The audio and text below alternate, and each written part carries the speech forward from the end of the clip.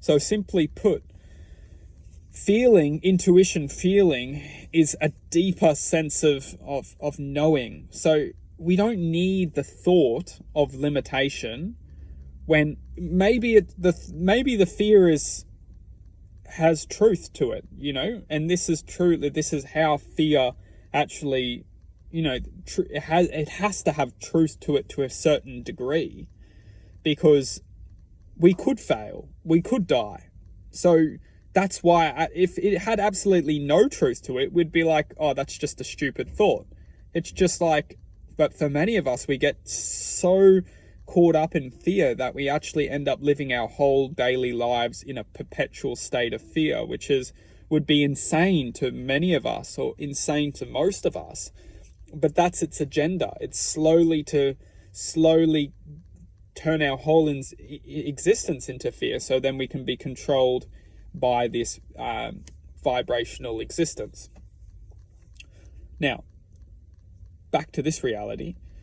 When we're going surfing in very big conditions, we understand that there is a result of death. Obviously, fear can say the truth. It can say we could die. Well, obviously we could die, but that's not going to get us anywhere. That's not going to create an experience of ultimate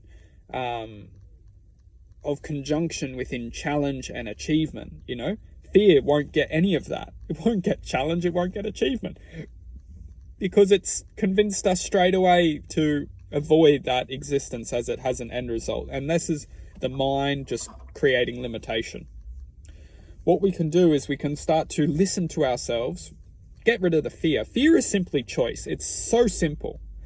So simple. We have very, very, very, very, very, very, very, very, very, very, very, very, very, very, very, very,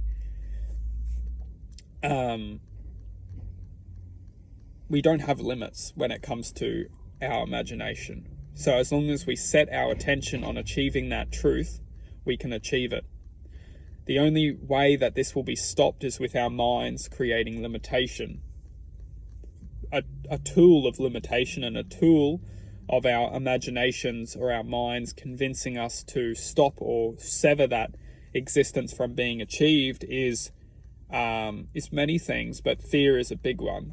So as long as we can listen and just simply not accept fear and start achieving the things that we want to do in life and go out and achieve, as long as we can just simply not accept fear, I'm not going to accept fear, and trust in our intuition, we will be guided. And it's so beautiful and so simple.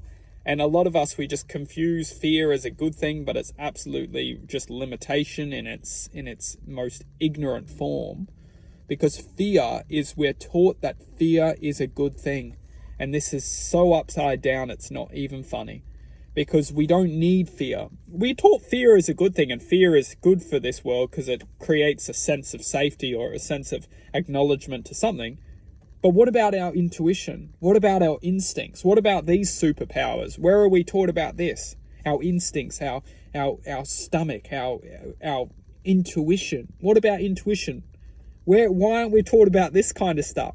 We're not taught about this stuff because this stuff has the knowledge and the truth that we will actually understand that fear itself is only disguising itself as a form of justice, when it's actually the opposite. It's injustice to the self, because fear will only take form within limitation. We don't need fear.